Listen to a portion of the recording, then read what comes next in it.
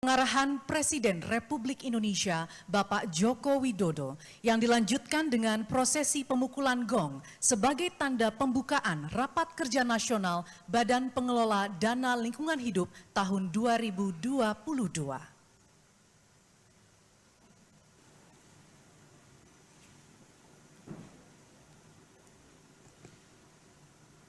Bismillahirrahmanirrahim.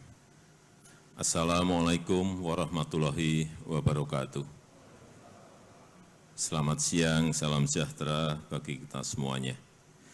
Yang saya hormati Pak Menko Ekonomi beserta para menteri yang hadir, yang saya hormati yang mulia para duta besar negara-negara sahabat, yang saya hormati para gubernur dari seluruh provinsi yang hadir pada siang hari ini.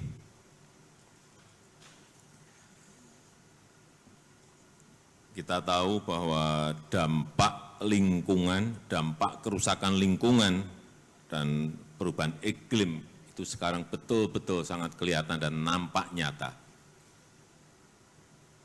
Kerusakan lingkungan yang telah banyak mengakibatkan bencana banjir, tanah longsor, kekeringan, dan musibah-musibah lainnya.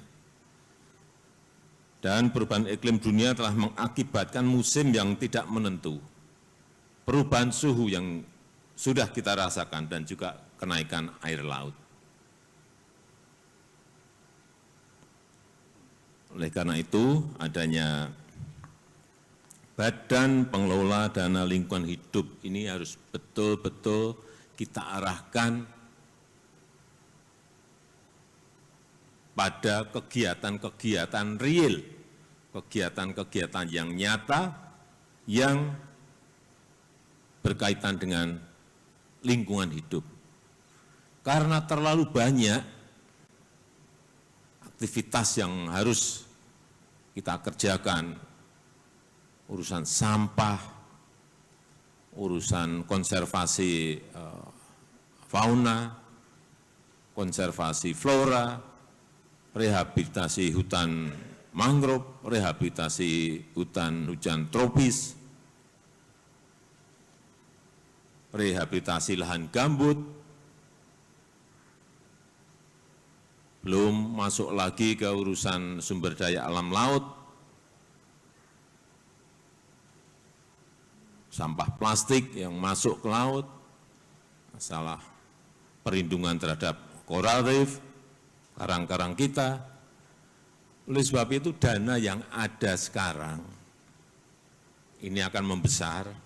Saya minta untuk konsentrasi saja di dua hal terlebih dahulu, baru masuk nanti ke ini selesai, masuk ke tahapan yang kedua, dua hal yang lain yang menjadi problem besar kita. Jangan sampai semuanya nanti anggaran ini diecer-ecer kemana-mana, akhirnya tidak kelihatan dan tidak memberikan dampak yang nyata kepada negara kita dan dunia. Saya yakin kalau barangnya kelihatan dan kita merehabilitasinya, memperbaikinya juga kelihatan, akan banyak dana-dana yang masuk ke Badan Pengelola Dana Lingkungan Hidup ini. Untuk awal, menurut saya, urusan sampah ini menjadi prioritas. Saya pengalaman sejak wali kota sampai sekarang, urusan sampah belum pernah yang namanya beres. Mau membuat incinerator aja, urusan yang namanya tipping fee, sampai sekarang itu di Solo belum, sudah saya mulai awal dulu. Berarti 20 tahun yang lalu sudah kita mulai, sampai sekarang aja belum beres. Saya nggak tahu apakah sudah ada yang jadi. Jadi gubernur di DKI, Sunter itu, kita mulai.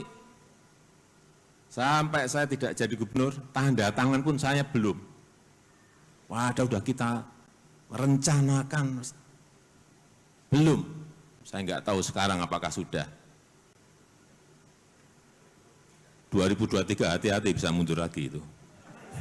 Kalau sudah Pak, itu ya saya senang. Kalau masih 2023 saya masih sanksi. Bukan karena Pak Heru ya, sejak dulu kayak gitu itu memang. Sehingga kalau ini anggaran di badan ini ada, tolong dipus untuk urusan sampah ini diselesaikan. Sehingga sampah tidak lari ke laut, sampah tidak lari ke sungai, sampah tidak menjadi kotoran sebuah kota. Mau pakai sistem apapun silahkan, tapi selesai gitu loh. Kadang-kadang kan dipertarungkan generator, ini pilihannya, kemudian akhirnya TV-nya sekian, nggak ada yang jalan. Ya Pak, saya minta gubernur sudah ada yang beres belum urusan sampah? Ada yang tunjuk jari?